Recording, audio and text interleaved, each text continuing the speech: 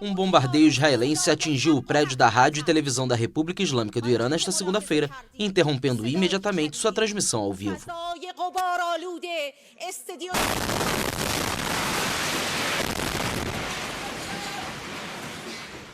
A explosão ocorreu enquanto uma apresentadora criticava Israel.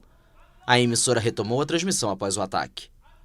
Pouco antes disso, o ministro da Defesa israelense Israel Katz alertou que a televisão e a rádio estatais iranianas estavam prestes a desaparecer.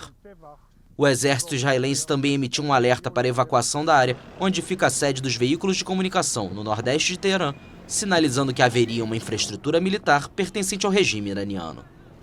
A área, um bairro nobre da capital, abriga, além do Iribe, um importante prédio da polícia, as embaixadas do Catar, Omã e Kuwait, o escritório da Organização Internacional para as Migrações, assim como os escritórios da AFP e vários hospitais.